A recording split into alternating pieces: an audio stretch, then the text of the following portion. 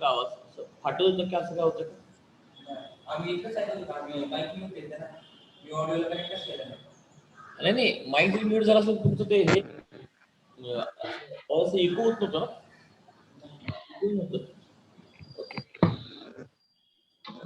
Good morning all of you. Good morning sir. 5 मिनिटं सुरू. Okay.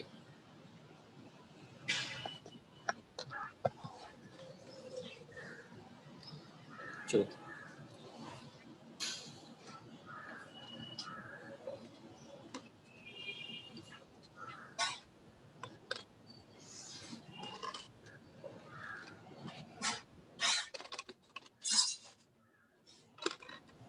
आदित्यकडे जरा आदित्य 1 सेकंड ना, पण चार्जिंग लावून घेतो मी.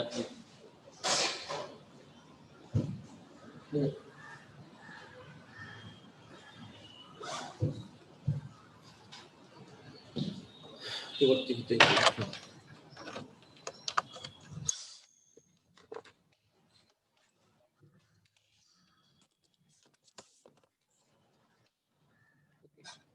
चलो.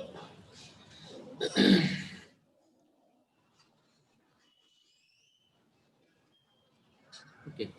So last time we discussed about, is my voice clear, all of you? Yes, sir. yes sir. So last time we discussed about Newton's second law of motion. So Newton's second is nothing but the, just quick brush up. Newton's second law says rate of change of momentum,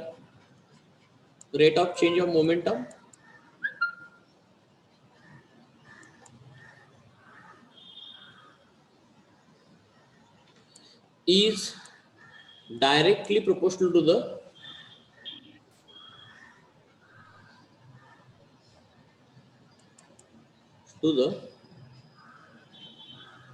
applied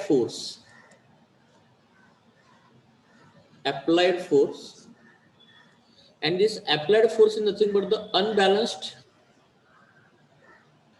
external unbalanced force. But you have to remember one thing very, very important in Newton's second law of motion. Rate of change of momentum of a rigid body, we actually write it as a rigid body, is directly proportional to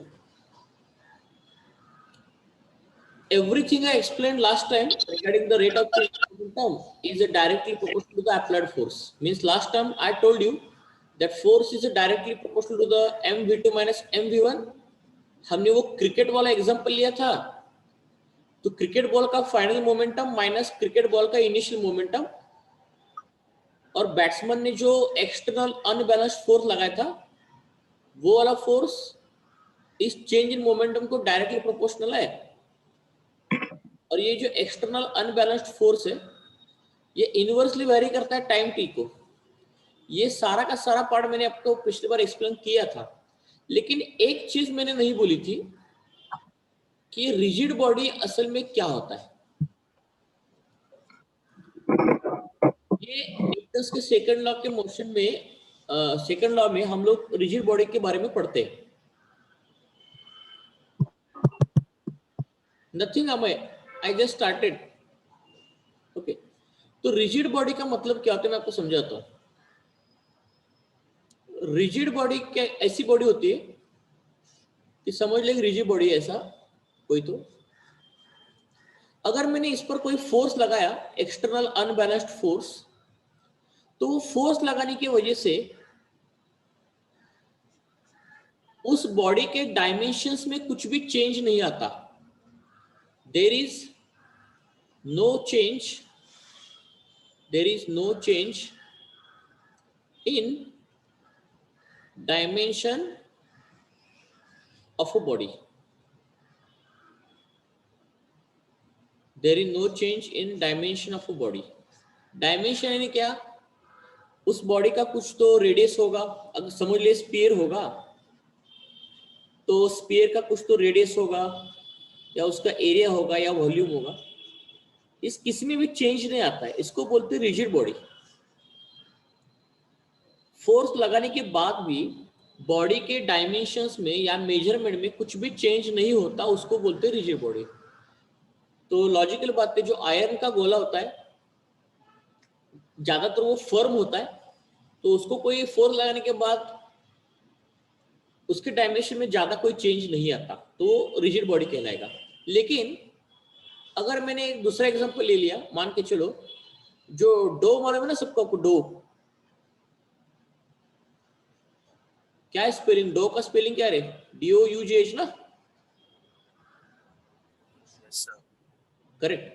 जो dough होता है उस पर आप force लगाओ, फिर इसका dimension change होता है डो का, ते काय म्हणतो आपण, कणकेचा गोळा ना, am I correct dough? Yes, sir.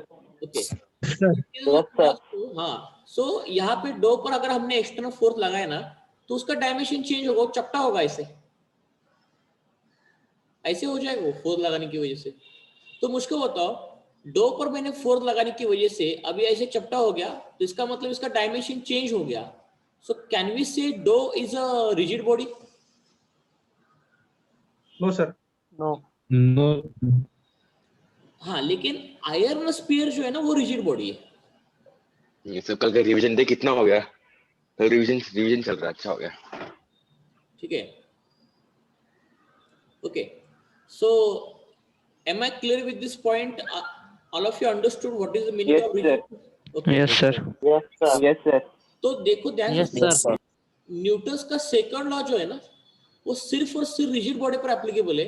अगर आप बोलोगे अगली बार ये डो ले लोगे, या अपना मड होता है, मड उसका गोला होता है, मड का भी गोला होता है, तो मड का भी गोला लेने के बाद अगर आपने उस पर न्यूटन्स लॉ चेक करने जाओगे ना, तो न्यूटन्स लॉ इस केस में एप्लीकेबल ही नहीं है।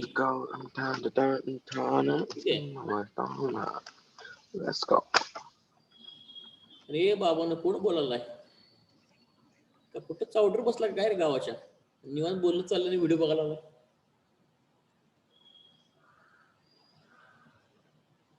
ओके, तो डो जो होगा या मड जो होगा, उस पर Newton second law is not applicable,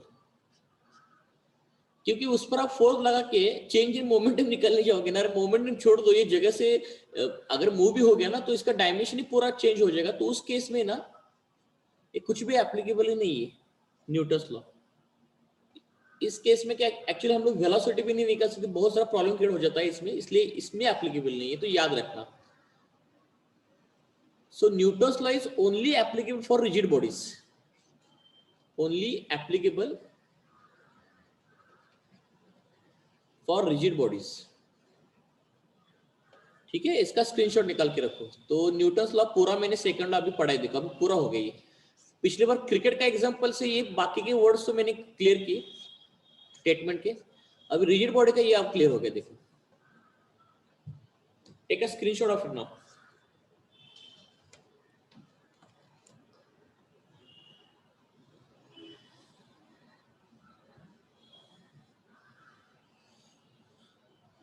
चलो आगे बढ़े।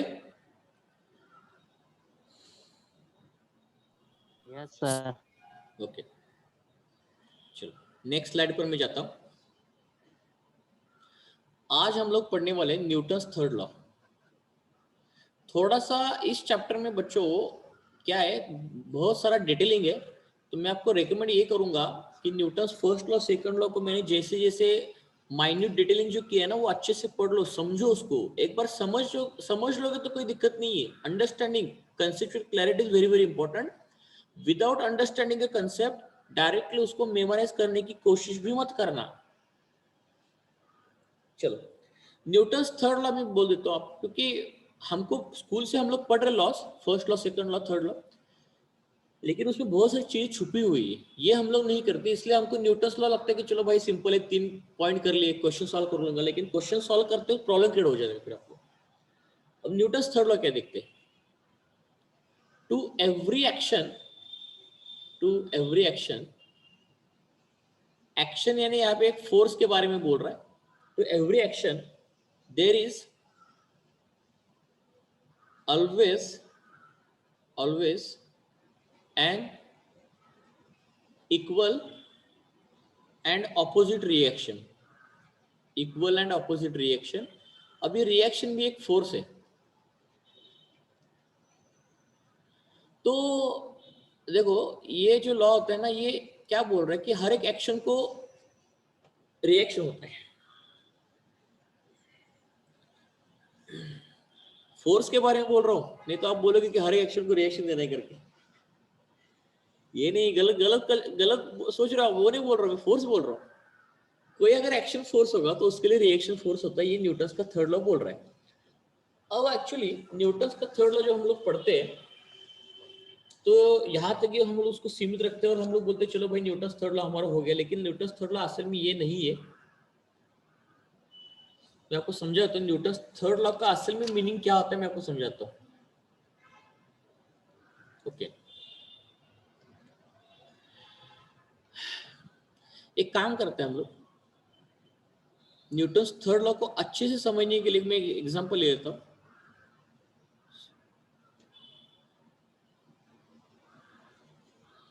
सॉरी,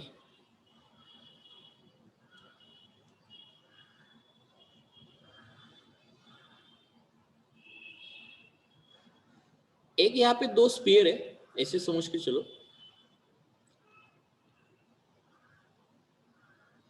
है ना. तो इन दो स्फीयर में से हम लोग क्या करेंगे कि ये वाला जो स्फीयर है ये रुका हुआ है, यानी जिसका इनिशियल वेलोसिटी क्या है, 0 है. इस स्फीयर का स्फीयर, इसको बी बोलेंगे हम लोग, स्फीयर बी. और जो स्फीयर ए है इसको हमने कुछ वेलोसिटी दे दी. इसका इनिशियल वेलोसिटी ग्रेटर देन 0 है. कुछ तो वेलोसिटी है ना ग्रेटर देन 0 है. इसका मतलब ये राइट हैंड साइड में मूव करना शुरू करेगा कुछ वेलोसिटी के साथ, यूए के साथ. और यूए वेलोसिटी ग्रेटर देन 0 है तो ये राइट में मूव करेगा. अब थोड़ी देर में क्या होगा,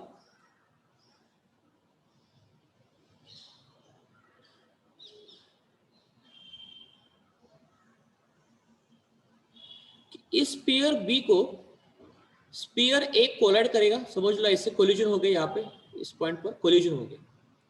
इस पॉइंट पर दोनों का कोलिजन हो गया. स्फीयर ए और स्फीयर बी के बीच में कोलिजन हो गया. अब देखो मैं आपको दिखा सकता हूं. अब अगर दोनों का कोलिजन हो गया तो स्फीयर ए स्फीयर बी पर फोर्स लगाएगा और स्फीयर बी स्फीयर ए पर फोर्स लगाएगा. अब इसमें किसका फोर्स एक्शन होगा, किसका फोर्स रिएक्शन होगा, ये इमटेरियल है. यहाँ पे एक्शन किसको बोलना है, रिएक्शन किसको बोलना है, ऐसा कोई फिजिक्स में रूल नहीं होता. ये आप पर डिपेंड करता है, आप पर डिपेंड करता है. चलो अभी इस कॉन्टेक्स्ट में एक्शन फोर्स निकालना बहुत आसान है, क्योंकि स्फीयर बी मूव कर रहा था, स्फीयर ए मूव कर रहा था, स्फीयर बी रुका हुआ था.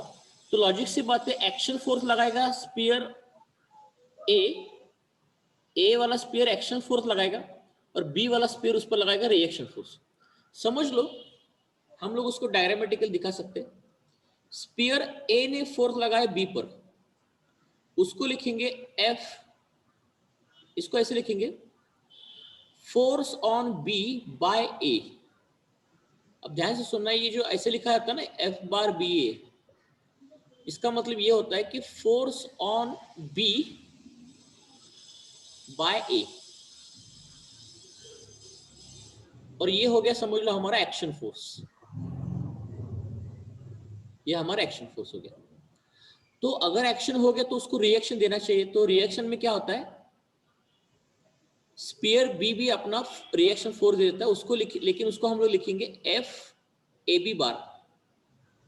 थोड़ा अगर ये नहीं दिख रहा है तो यहां पे लिख रहा हूं F A B bar.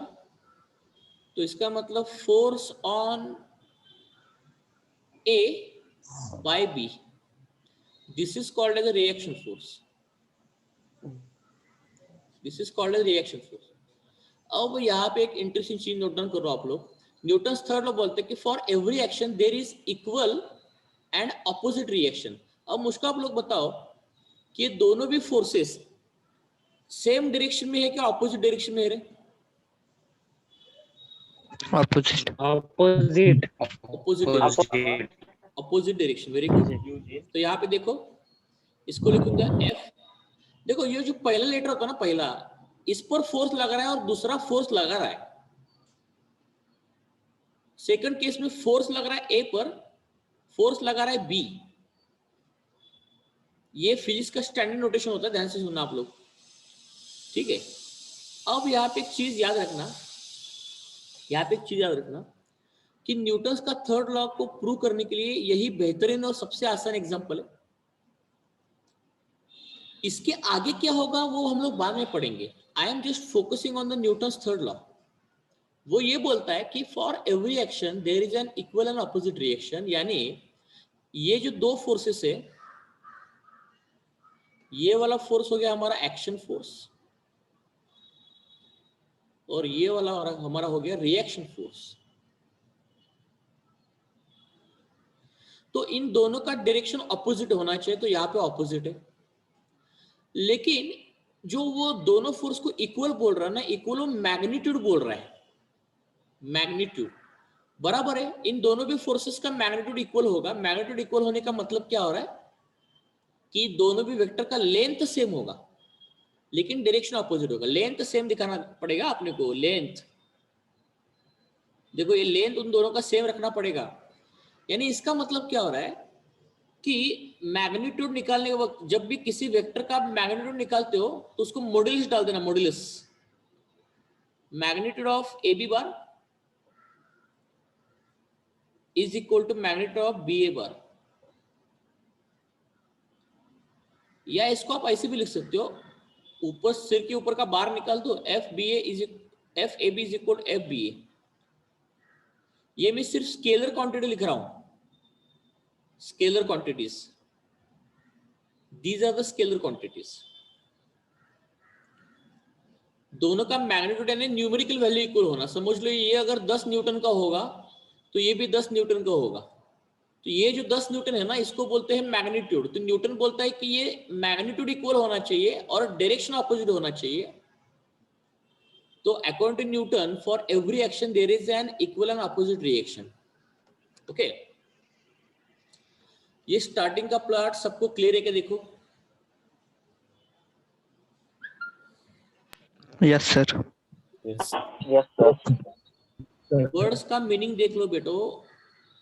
Equal का मतलब होता है इक्वल मैग्नीट्यूड बोल रहा है, लेकिन ऑपोजिट बोल रहा है वो डायरेक्शन।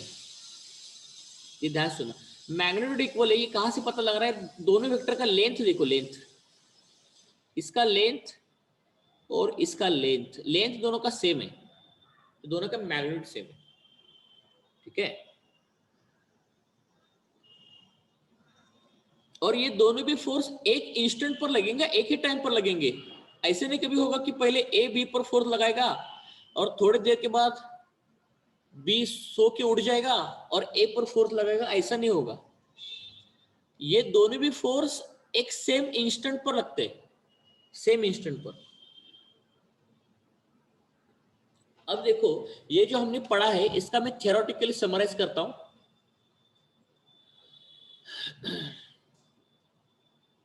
in given experiment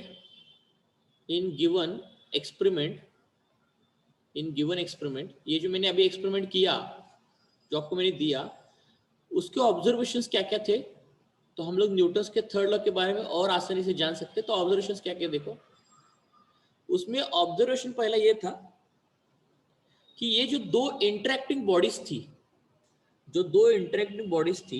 वो एक दूसरे पर कोलिजन के बाद फोर्स एक्सर्ट कर रही है, एक्शन और रिएक्शन। उन दोनों फोर्स का मैग्नीट्यूड इक्वल होगा लेकिन डायरेक्शन ऑपोजिट होगा। तो वो हम लोग पहला स्टेटमेंट लिखेंगे, इन टू, या इन बोलने से बेहतर है इसको ऐसे लिखते हैं, two interacting bodies exert forces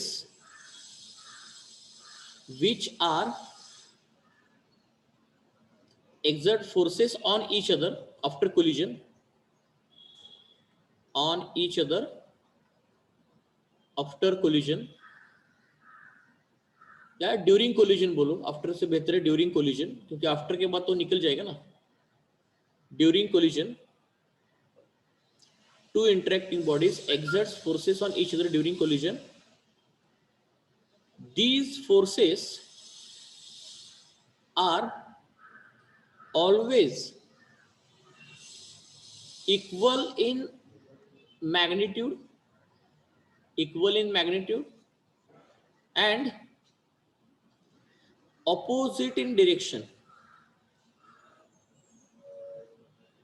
and these action and reaction forces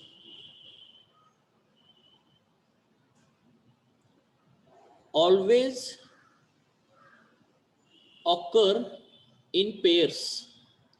ये एक्शन रिएक्शन के फोर्सेस हमेशा पेयर में आते हैं. इन दोनों भी एक्शन रिएक्शन का फोर्सेस का मैग्नीट्यूड इक्वल होता है, डायरेक्शन अपोजिट होता है, और वो हमेशा action reaction forces are always occur in pairs. Is this observation correct all of you? Yes, sir. Very good. Yes, sir. हाँ, वेरी गुड. Yes, sir. हाँ, लेकिन Yes. ये दोनों भी फोर्सेस बॉडीज एक दूसरे पर जो लगा रही है, वो दोनों फोर्सेस साइमल्टेनियसली आते हैं, या कभी ऐसा होता है क्या कि ये पहले राइट हैंड साइड का फोर्स आएगा उसके बाद लेफ्ट हैंड साइड का, ऐसे कभी होता है क्या? अगर घर में भी आप एक वॉल है, वॉल पर आपने हाथ मारा है पे ऐसे, तो वॉल को अगर आपने मारा तो वॉल ऐसा करता है कि थोड़ी देर के बाद आप पर लगाता है रिएक्शन फोर्स. तो इसका मतलब क्या है? Action reaction forces are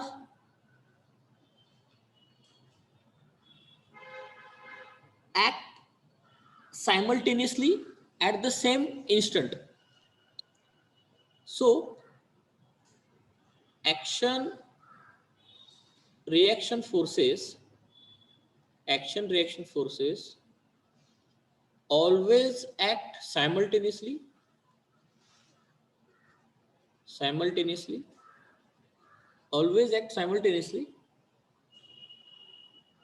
and at the same instant.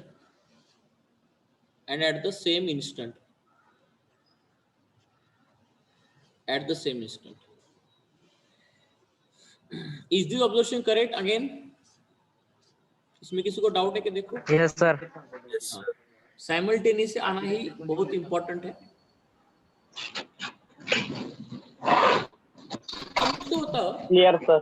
हाँ, मुझको बताओ, ये जो दो फोर्सेस लग रहे हैं, will these two forces cancel out each other? No, Yes, sir. Yes, no, sir. sir. No, sir. अब They देखो, won't cancel out each other, sir. मैंने बहुत इंपॉर्टेंट क्वेश्चन सब लोगों को पूछा है. हर साल बच्चा इसमें गलती करते हैं न्यूटन थर्ड लॉ को पढ़ते वक्त. अब मैं आपको क्लियर कर देता हूं. अब तक हमने वेक्टर चैप्टर में क्या पढ़ा था, मैं आपको समझाता हूं. देखो, वेक्टर में हमने क्या पढ़ा था कि समझ लो दो वेक्टर से मेरे पास,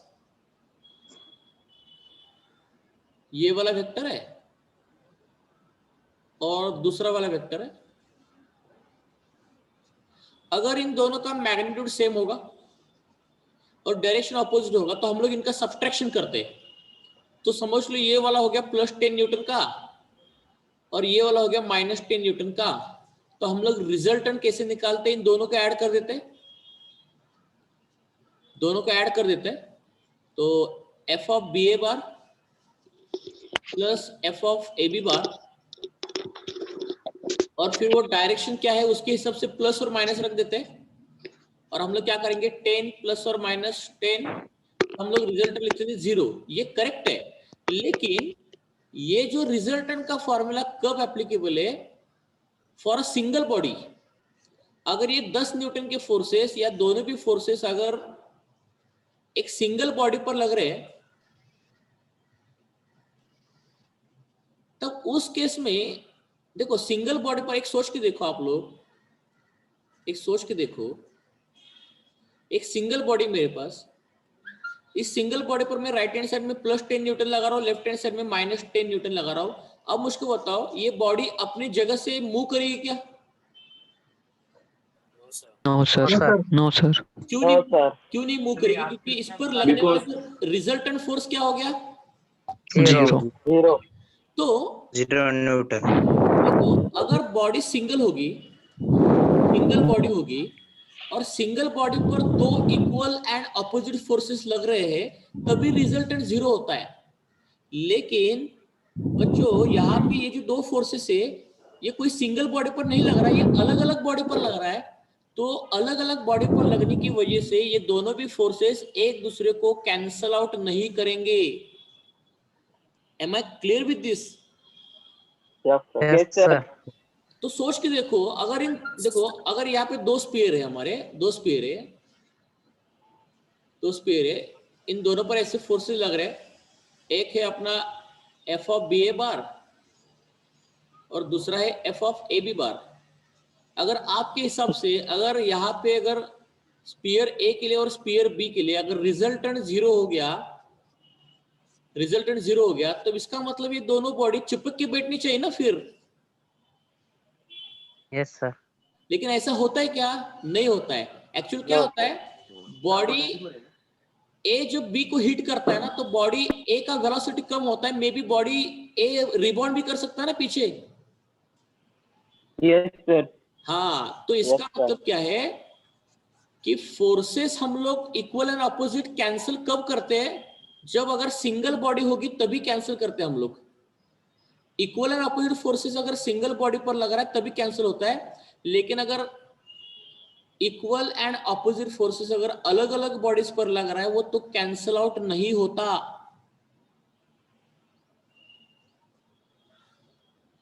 ये ध्यान रखना। तो यहां पे मैं स्टेटमेंट लिखूंगा,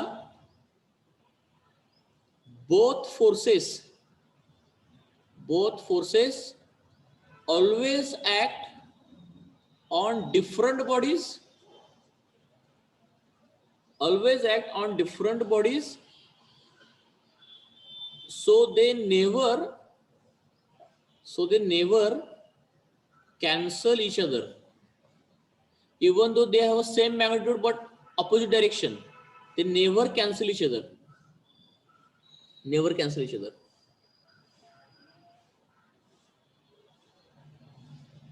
ओके ओके। और ये जो मैंने लिखा है ना, ये इक्वल इन मैग्नीट्यूड शो कर रहा हूं मैं, इक्वल इन मैग्नीट्यूड। ये मैग्नीट्यूड वेक्टर का अगर इक्वल होगा ना, तो उसके दिखाने के लिए नोटेशन ये होता है, मैग्नीट्यूड यानी उस वेक्टर का लेंथ, न्यूमेरिकल वैल्यू, ये या ये, याद रखना ये वाला डायरेक्शन ऑपोजिट है, ठीक है। ओके। और एक चीज मैं आपको यहाँ पे न्यूटन्स के थर्ड लॉ के बारे में पूछ सकता हूं। चलो, ये जो एक्शन रिएक्शन के फोर्सेस है, ये आने के लिए हमेशा दो बॉडीज के बीच में, हमेशा दो बॉडीज के बीच में कांटेक्ट होने की जरूरत है क्या? No sir.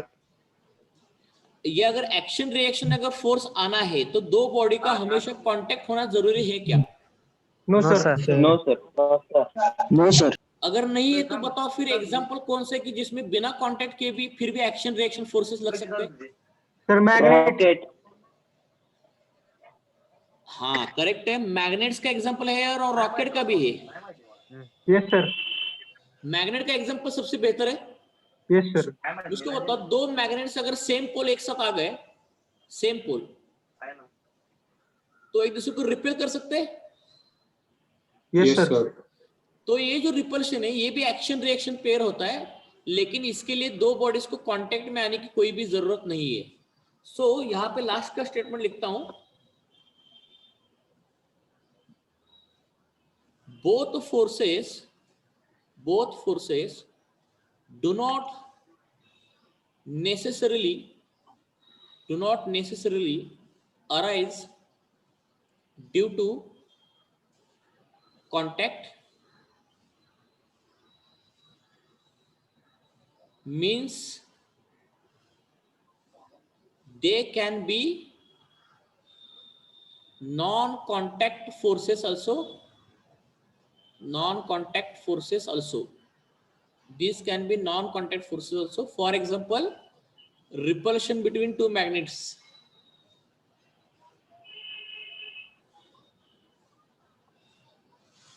जो अपना मैग्लेव ट्रेन्स होते हैं ना, मैग्लेव ट्रेन्स सुना है क्या? Maglev trains Yes, sir. जो वो जो ट्रेन होता है बहुत फास्ट होता है मैग्लेव ट्रेन, तो वो या बुलेट ट्रेन, तो उसका ट्रेन का और ट्रैक के बीच में कोई कांटेक्ट नहीं होता, फिर भी वो मूव करता है, तो रिपल्शन वाला पार्ट। तो देखो न्यूटन का थर्ड लॉ तो बहुत आसान दिख रहा था, लेकिन कितनी बातें छुपे देखा क्या आप लोगों ने? और हम क्या करते हैं, कोई फंडामेंटल लॉ पढ़ते वक्त हम लोग गलती ये करते हैं कि उसको अच्छी समझते नहीं।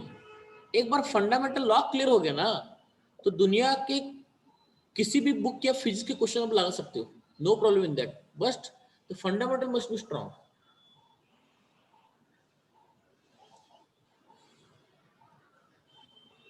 और फिजिक्स का नोटेशन समझ सबको, जिस पर फोर्स लगा रहा है वो लेटर पहला आना चाहिए, और जो लगा रहा है वो बाद में आना चाहिए।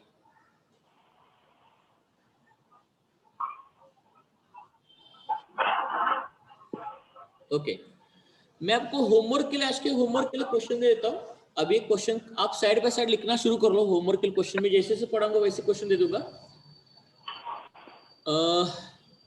देखो ये वजह जो अभी मैंने थ्योरी लिखा है ना, इस पर एक आपको सब्जेक्ट में क्वेश्चन आता है, state the consequences of Newton's third law. Newton's third law, consequences of Newton's third law.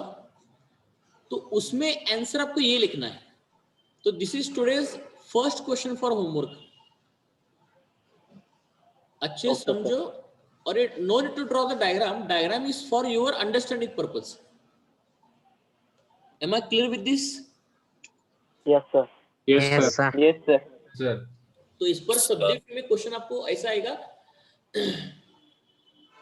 3 marks के लिए, state the consequences of Newton's third law. तो इसमें ये सारे पॉइंट्स आपको लिखने हैं।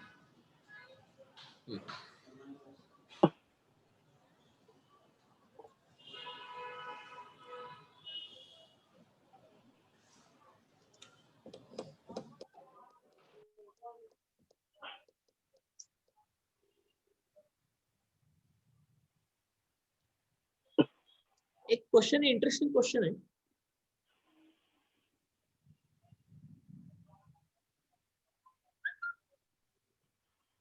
थोड़ा सा ऐसे सोचने लायक क्वेश्चन है। Let me first of all read the question. Okay,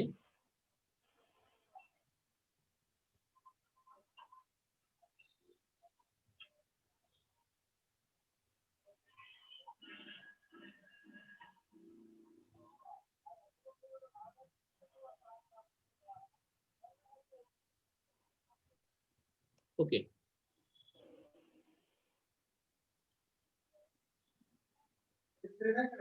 wait a second. ये क्लियर हो गया आपका? सिंगल बॉडी पर लग रहा है तो पेयर कैंसिल होता है।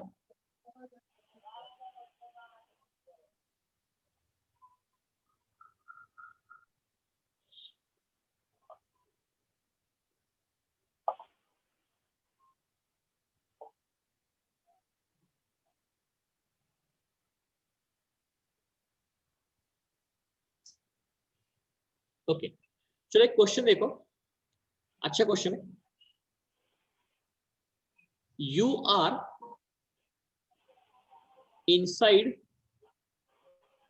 अ closed capsule. You are inside a closed capsule, किसी कैप्सूल के अंदर हो। From where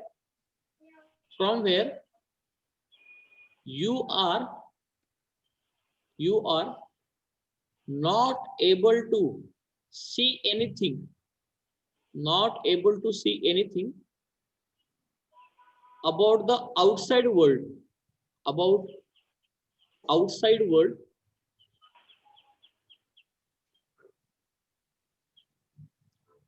Suddenly you feel that suddenly you feel that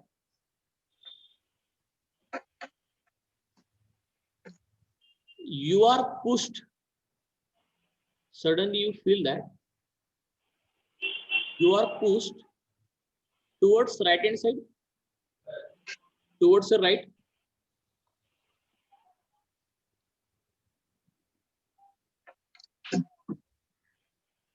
Can you explain the possible cause? Can you explain the possible cause? Question mark. Is it a feeling or a reality? Is it a feeling or a reality? Question mark. Give at least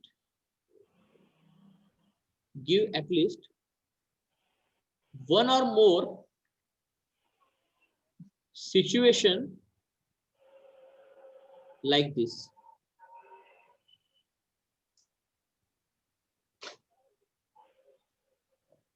question को अच्छे से बच्चों पढ़ो पहले और मुझको answer देने की कोशिश करो। पहले रीड करो अच्छे से, क्वेश्चन क्या लिखा है देखो।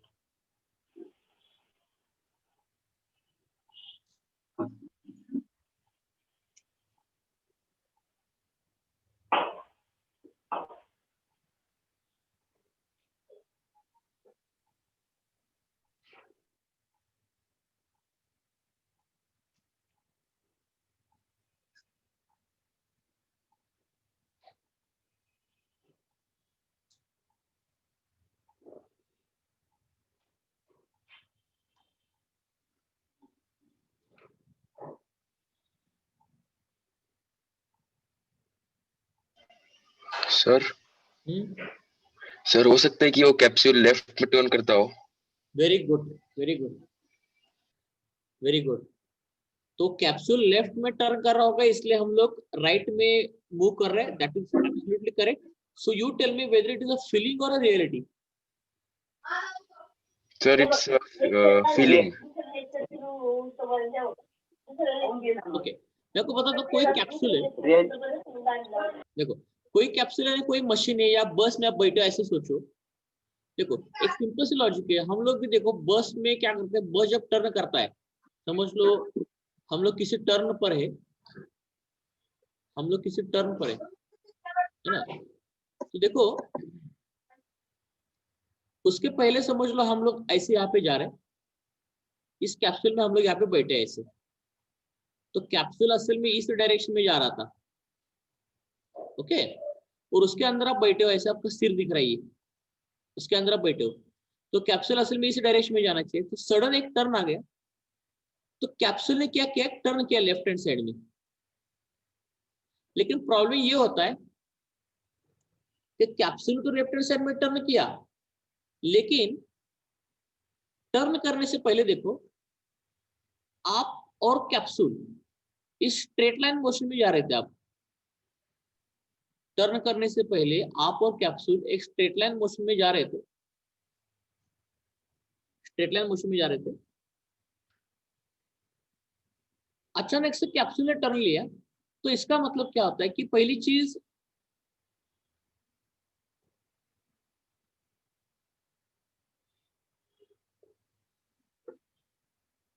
सेकंड ना,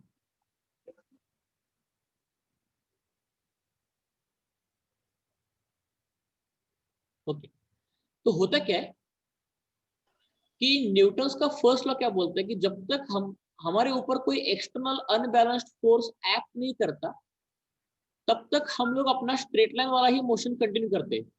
तो होता क्या है कि कैप्सूल ने जब लेफ्ट में टर्न किया, तो हम लोग अपना मोशन स्ट्रेट जो कंटिन्यू कर रहे थे वो मेंटेन करने के लिए we move towards right hand side, क्योंकि स्टार्टिंग में तो हम लोग स्ट्रेट लाइन ऐसे ही जा रहे थे।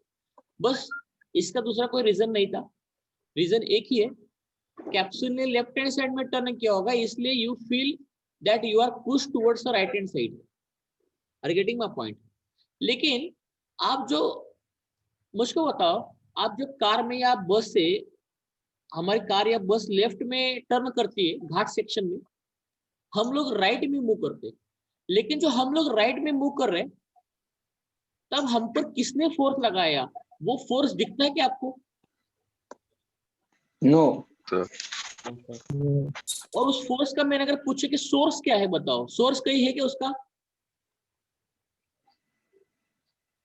बस लेफ्ट में टर्न की तो हम लोग राइट में मूव कर रहे हैं।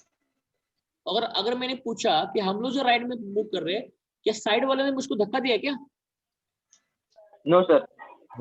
नहीं दिया। फिर मैं राइट को जो मूव हुआ वो किसी फोर्स की वजह से हुआ होगा, तो उस फोर्स का सोर्स क्या है? Can you tell me what is the source? Sir, if the direction of the car is changed, then maybe the acceleration is produced in the car. Some force is acting on that car, so it's tangential to the arc over there. नहीं, लेकिन that is a centripetal force what you are saying. No, no, sir. Sir, Tangential. inertia acts. Sir, centrifugal force. Tangential. See, remember, there is no such force called centrifugal force. Remember, actually, to balance a centripetal force, we coined the term centrifugal force, but actually, in reality, there is no centrifugal force exist. In reality, there is only one force exists, that is known as centripetal, not centrifugal. Actually, we are habitual to balance the forces. To balance the centripetal force, we write the centrifugal force. Actually, centrifugal force is a pseudo force. It doesn't have any अब मुझको बताओ, अगर हम लोग car में से जब travel करते हैं या बस से ट्रैवल करते हैं, तो जो पेड़ वगैरह होता है, तो कार अगर आगे गई तो पेड़ ऐसे पीछे जाता हुआ हमको महसूस होता है ना? Yes sir. Yes, sir. तो मुझको बताओ, रियलिटी में पेड़ पीछे जाता है क्या? No, no sir. सर। फिर हमको क्यों लगता है? वो हाँ, लगता है ड्यू टू सूडो फोर्स। तो उसी तरीके से जो हम लोग गाड़ी लेफ्ट में जाएगी तो हम लोग जो राइट में मूव करते हैं ना, तो हमको लगता है कि कोई फोर्स लग रहा है, लेकिन असल में वहां पे कोई फोर्स नहीं होता। कोई क्या होता है उसको हम लोग बोलते हैं, उस फोर्स का सोर्स भी नहीं होता। ठीक है, तो ये असल में वहां पे चीजें है। और जो अभी ये पार्थ जो बोल रहा था कि एक्सेलरेशन वगैरह होगा क्या टेंजेंशियली, लेकिन पार्थ अगर मैंने टेंजेंशियल वेलोसिटी अगर कांस्टेंट लिया तो फिर जीरो आएगा वो। हाँ, फिर तुम्हारा वो लॉजिक नहीं लगेगा फिर आप यहाँ पे। हाँ, अंडरस्टूड? Yes sir. एक्चुअली हम लोग क्या करते हैं ना फिजिक्स में, सेंट्रीपिटल फोर्स को बैलेंस करने के लिए सेंट्रीफ्यूगल फोर्स दिखा देते हैं, लेकिन असल में सेंट्रीफ्यूगल फोर्स करके कोई चीज नहीं होती। सेंट्रीपिटल फोर्स ही रियलिटी में होता है। Okay, yes sir. फिर आप बोलोगे कि सर फिर आप राइट में क्यों मूव किए? अरे भाई, राइट में इसलिए मूव किया था। अब मैंने अगर आपको बताया कि सेंट्रीफ्यूगल फोर्स करके कोई फोर्स होता ही नहीं, तो न्यूटन का फर्स्ट लॉ क्या बोलता है कि न्यूटन का फर्स्ट लॉ बोलता है कि जब तक आप पर कोई फोर्स नहीं लगता तब तक आप आपका स्ट्रेट लाइन मोशन नहीं छोड़ते। तो आप पहले जो स्ट्रेट लाइन थे उसी स्ट्रेट लाइन मोशन को कंटिन्यू करने के लिए आप राइट में मूव किए। Am I correct? Yes sir. Yes sir. तो there is no external unbalance force, उस आदमी पर कोई लग ही नहीं रहा है। और अगर आपने वेरिएबल वेलोसिटी बोल रहे हो तो मैंने वेलोसिटी कांस्टेंट किया। अब बताओ, अब तो फोर्स जीरो रहेगा ना, external unbalance force. Yes sir. Yes sir. वो राइट में इसलिए मूव किया कि न्यूटन के फर्स्ट लॉ को जस्टिफाई करने के लिए। ओके, तो इसका जो सिंपल में आपका आंसर जो लिखना है ना, इसका जो सिंपल में आपका आंसर लिखना है वो ये लिखो कि maybe capsule is moving on the left hand side, and as we know, so that's why we are feeling that we are moved towards the right hand side, and we move to the right hand side to maintain our straight line motion. Before taking a turn we were making a straight line motion, so to maintain the straight line motion we move towards the right hand side because there is no external force acting on us to move right hand side. यानी right hand side में अपने को move करने के लिए कोई force ही नहीं लग रहा है, जीरो फोर्स है। तो इसका मतलब न्यूटन फर्स्ट लॉ बोलता है अगर बॉडी पहले से ही स्ट्रेट लाइन में होगी तो जब तक एक्सटर्नल फोर्स नहीं लगता तब तक वो स्ट्रेट लाइन में रहेगी। फिर आप बस के विंडो की तरफ जाके धड़क जाओगे और विंडो आपको रोक के रखेगा बस का, फिर तब वो एक्सटर्नल फोर्स लगेगा। यू अंडरस्टैंड दिस पार्ट में? Yes sir. तो ये ध्यान रखना, ऐसे लॉजिक बढ़ाने के लिए मैंने आपको क्वेश्चन दे दिया ये वाला। चलो, Is it the reality? See if you are saying if it is a reality, then you tell me आपको राइट में मूव करने के लिए फोर्स कहाँ है, उसका सोर्स कहाँ है? Can you tell me? No force, sir. No, sir. हाँ, so that's why it is not a reality, it is a feeling to maintain the Newton's first law. Yes, sir.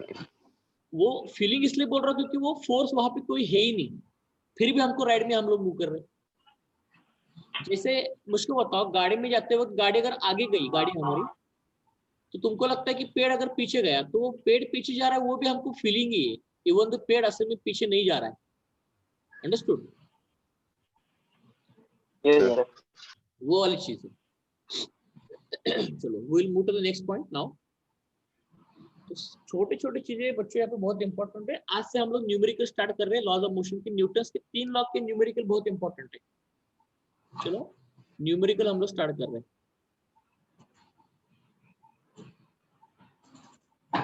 Okay, तो उसमें से first question है हमारा, question number 1 लिख रहा हूं। If a constant force of 800 Newton produces an acceleration of 5 meter per second square in a body,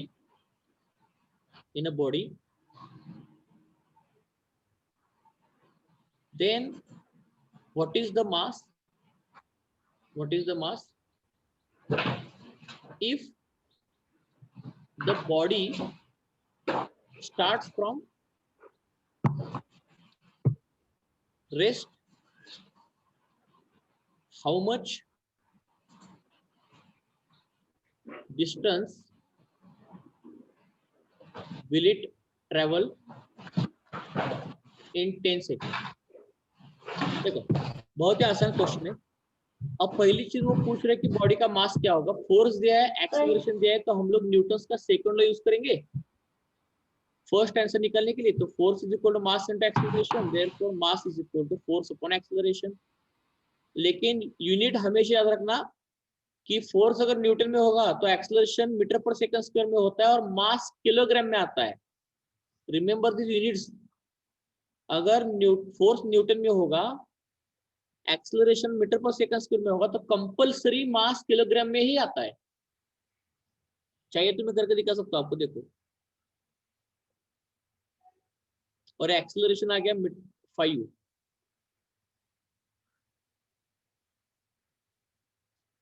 तो हमारा फर्स्ट केस का हमारा आंसर आ गया 160 किलोग्राम। मास आ गया 160 किलोग्राम। Okay, correct.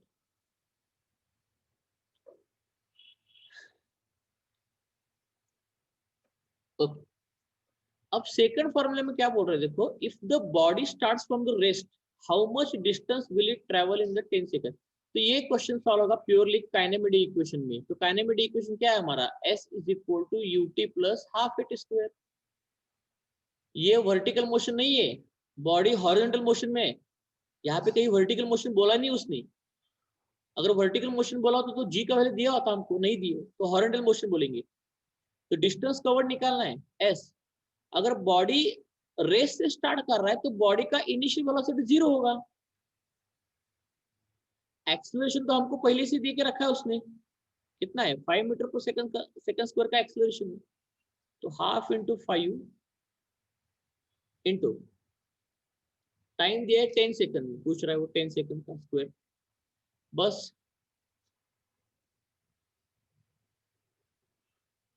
$250 मीटर आएगा।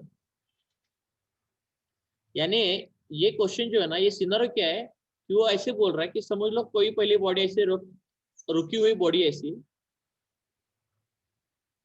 जिसका मास है 160 किलोग्राम का, तो उस पर 800 न्यूटन का फोर्स लगाने की वजह से उसमें एक्सेलरेशन आता है 5 मीटर पर सेकंड स्क्वायर का, तो टाइम 10 सेकंड में बॉडी कितना डिस्टेंस कवर करेगी ये पूछ रहा है। समझ लो पॉइंट ए से पॉइंट बी की तरफ चला गया और ये इन दोनों के बीच का डिस्टेंस था 250 मीटर। ऐसा सिचुएशन का क्वेश्चन है वो। Understood all of you? Yes, sir. Okay, Yes, sir. चलो आगे हम लोग बढ़ लेते हैं। ये देखो अभी Newton second law motion, third law motion, first law motion, इनके सारे क्वेश्चन अब काइनेमेटिक के साथ ब्लेंड होके आएंगे, काइनेमेटिक के साथ मिक्स होके आएंगे। तो काइनेमेटिक इक्वेशन हमारा पीछे कभी छोड़ता नहीं, ध्यान रखना। चलो now we are going for second numerical.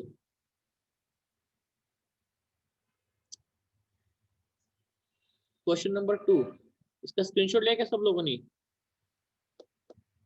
हाँ sir. Yes, sir. Okay, constant force, थोड़ा अलग टाइप का क्वेश्चन लिया मैंने। Constant force acting on a body, constant force acting on a body of mass 3 kilogram changes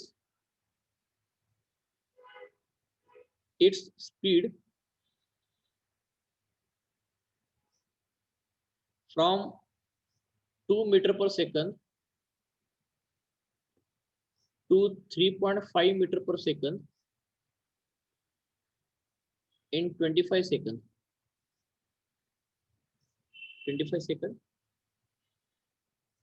The direction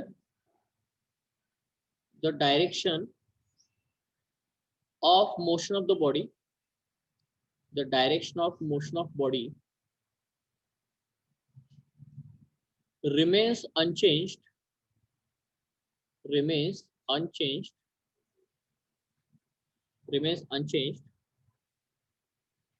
What is the magnitude and direction of the force? What is the magnitude and direction of force? ये उल्टा question. इसके लिए ना आप इस question को समझने के लिए आप डायग्राम ड्रॉ कर सकते हो। देखो डायग्राम मैंने ड्रॉ किया। एक यहाँ पे स्फीयर ले लिया मैंने, इसको बॉडी बोल दो आप, इसका मास है 3 किलोग्राम का। वो बोल रहा है कि इस पर मैंने एक कांस्टेंट फोर्स लगाया। कांस्टेंट फोर्स यानी जिसका वैल्यू लास्ट तक कांस्टेंट रहेगा, वेरिएबल फोर्स नहीं है कांस्टेंट फोर्स। कोई कांस्टेंट फोर्स मैंने लगाया जिसका वैल्यू कभी चेंज नहीं करेगा। ये क्वेश्चन मार्क बोला है उसने इसको, ठीक है। अब इस फोर्स की वजह से क्या हो रहा है, कांस्टेंट फोर्स उस मास पर लगाने की वजह से क्या हो रहा है कि बॉडी का स्पीड 2 मीटर पर सेकंड से 3.5 मीटर पर सेकंड हो जा रहा है। इसका मतलब उस बॉडी में ऑलरेडी इनिशियल स्पीड था, u था 2 मीटर पर सेकंड, इनिशियल स्पीड था 2 मीटर पर सेकंड, लेकिन ये वाला फोर्स लगाने की वजह से बॉडी का स्पीड चेंज होगा। लॉजिकली तो सोच के देखो, फोर्स लगाने की वजह से इनिशियल स्पीड 2 था, वो बढ़ेगा। अब फोर्स की वजह से स्पीड बढ़ गया और फाइनल स्पीड हो गया हमारा 3.5 मीटर पर सेकंड। यानी आप क्या कर रहे हो, इस फोर्स का यूज कर रहे हो स्पीड को बढ़ाने के लिए। एक्चुअली फोर्स का 2 तरीके का यूज होता है। फोर्स क्या करता है कि ऑब्जेक्ट का एक केस में स्पीड बढ़ाता है, या फोर्स ऑब्जेक्ट का स्पीड कम करता है। लेकिन इस वाले केस में हम लोग जो फोर्स ले रहे हैं उसने ऑब्जेक्ट का स्पीड बढ़ाया है, बस। अब हमको फोर्स निकालना है, तो फोर्स निकालने के लिए हमारे पास न्यूटन सेकंड लॉ मौजूद है। Force is equal to mass into acceleration. Mass तो दिया है, सिर्फ एक्सेलरेशन निकालने की देरी है। एक्सेलरेशन कैसे निकालोगे? एक्सेलरेशन निकालने के लिए हम लोग काइनेमेटिक इक्वेशन यूज करेंगे, u + at, क्योंकि ये जो स्पीड चेंज हो रहा है ये 25 सेकंड में हो रहा है, तो टाइम दिया आपको। तो इसका मतलब डाल दो सारे वैल्यूज को। 3.5 final velocity, initial 2 plus acceleration into ये 25 सेकंड हो गया। तो acceleration is equal to 1.5 divide by 25 हो गया, तो 3/2 यानी 50 तो 531 तो 0.06 मीटर पर second square.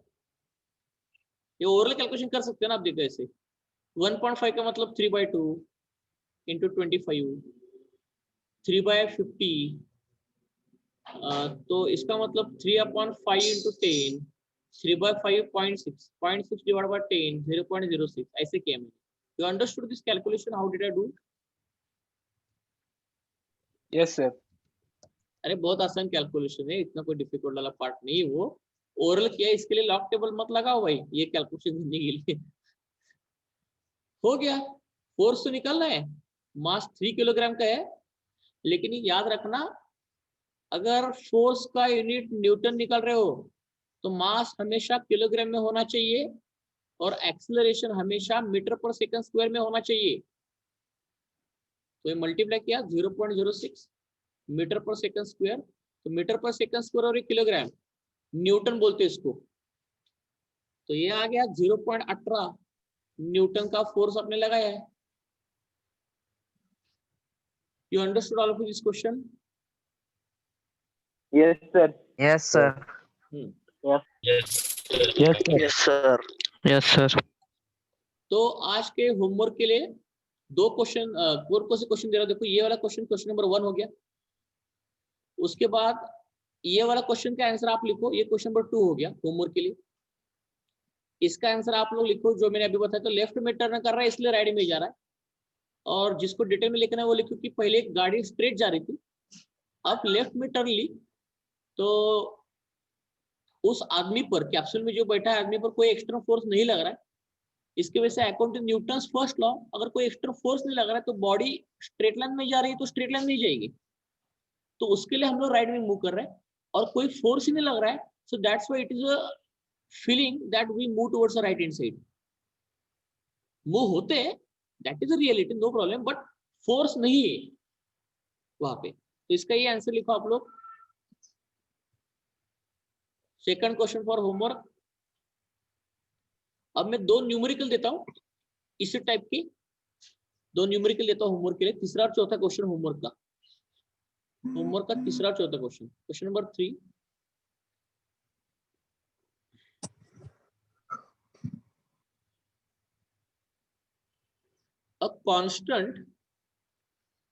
a constant retarding force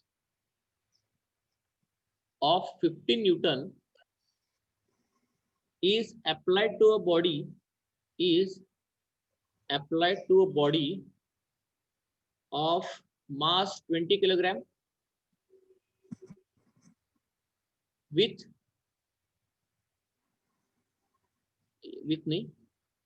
assuming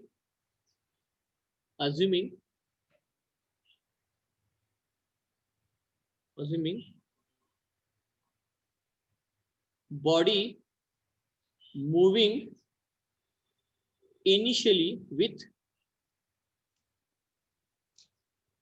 speed of 15 meter per second. How long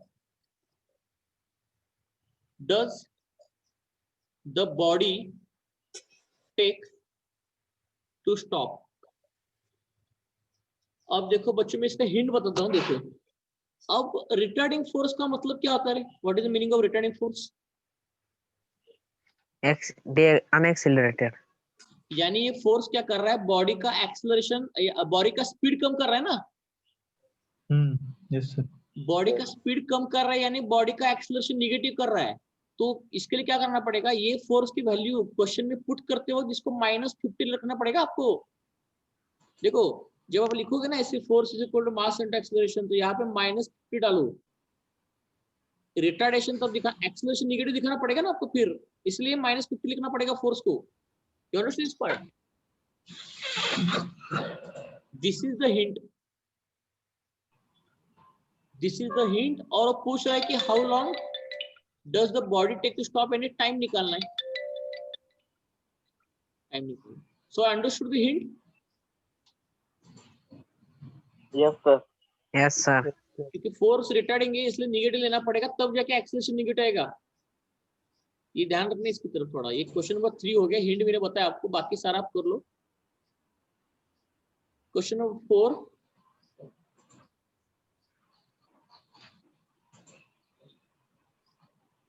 हाँ, और आपको आंसर बता के रखता हूँ। ये जो टाइम है ये बाकी सॉल्व आप करो, मैं आपको आंसर देता हूँ 6 सेकंड, चेक कर लो आप लोग बाद में, क्योंकि फिर से आपको सोचने की जरूरत नहीं कि सर मैंने आंसर निकाला करेक्ट है का रॉन्ग है। इसका आंसर 6 आ रहा है, देख लो आप चेक करके।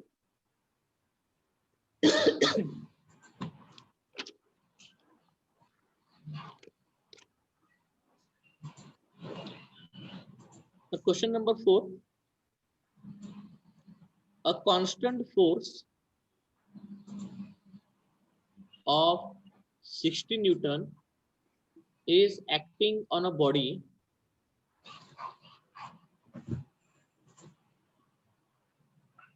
of mass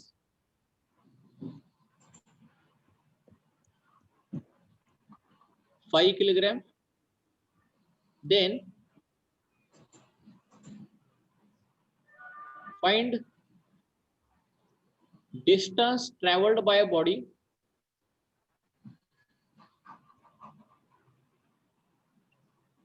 in 10 seconds if it starts from rest. Okay, can you solve this also now? Homework? Yes, sir. Yes, sir. Yes, sir. तो चलो 4 क्वेश्चन मैंने आपको सबको बताया, 4 क्वेश्चन अभी होमवर्क करना शुरू कर लो। Thank you so much. Sir, can you show the third question again? Okay, Sir, can you show the third question again? हाँ देखो ना। Sir, done. Done? Yes, sir. ये ले लो, और वो 2 थ्योरी क्वेश्चन 2 न्यूमेरिकल कर लो अच्छे से सॉल्व। चलो, thank you so much. Recording थोड़ी देर में Bye. भेज दो। Bye, sir. Bye all. Bye.